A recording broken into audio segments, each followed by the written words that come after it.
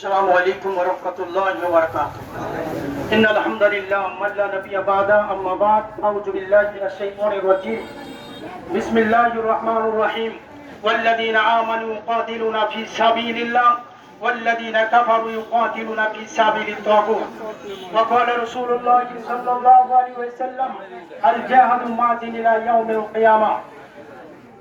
সম্মানিত আজকের এই সংগ্রামী এই গোলায় মুহূর্তান এই গোলায় জুলাই যুদ্ধার আজকে সেই স্মৃতিচারণে 1 বছর পেরিয়ে আজকে সেই দিন এসেছে। আমরা প্রথমেই স্মরণ করছি আমাদের সেই জুলাই যোদ্ধা ভাই ও বোনদের যারা তাদের বুকের রক্ত ঢেলে দিয়ে আজকে বৈষম্যহীন বাংলাদেশ গড়বার চেষ্টা করেছিলেন। আজকে আমাদের স্মরণ রাখতে হবে যে সমস্ত ভাই ও বন্ধুরা যুবক ছাত্ররা আজকে দুর্বার আন্দোলন করে নিজের বুকের রক্ত কুরবান করে দিয়ে যারা আজকে বৈষম্যহীন বাংলাদেশ গড়বার স্বপ্ন দেখেছিল। এই দেশটা আমরা আজকে 9 থেকে 10 মাসে এই দেশটা পেরেছি। আমার সেই চাঁদাবাজি, আমার সেই টান্ডাবাজি, আমার চলছে জুলুম নির্যাতন, আমার শুনতে হয় জঙ্গিবাদের মামলা। ঠিক না? আমার ভাই বন্ধুরা, আমাদের ছেলেমেয়েরা রক্তের জন্য দেয় নাই।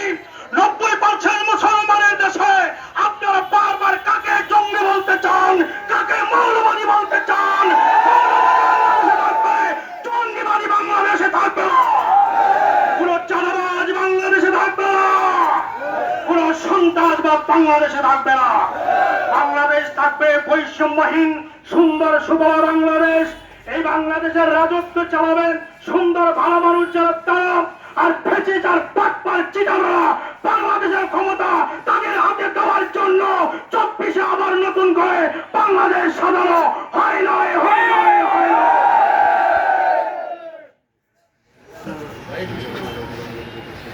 আমার ভাইরা, আপনারা দেখেছেন বাংলাদেশে ইসলামী আন্দোলন জাতীয় উলামা সাময়িক পরিষদের উজ্জ্বল নক্ষত্র রেজাউল করিমে আপনারকে পর্যন্ত এই সময় আন্দোলনকে থামিয়ে দেওয়ার জন্য জঙ্গিবাদে তুকমা দেওয়া হয়েছে।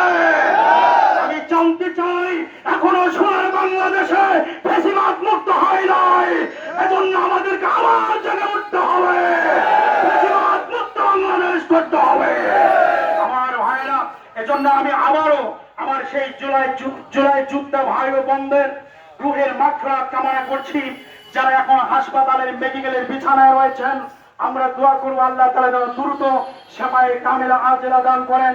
সকলের সুন্দর সাফল্যময় জীবন কামনা করে এবং পিয়ার পদ্ধতির নির্বাচন বাংলাদেশে উপহার দিয়ে সন্ত্রাস আর জঙ্গিবাদ মুক্ত দেশ গঠন করতে হবে। সকলের কাছে এই উদাত্ত আহ্বান রেখে আমার বক্তব্য এখানে শেষ করছি। ওয়া মা আলাইনা ইল্লাল বালাগ। আসসালামু আলাইকুম ওয়া রাহমাতুল্লাহ। আমরা মুনাজাতে শরীক হই।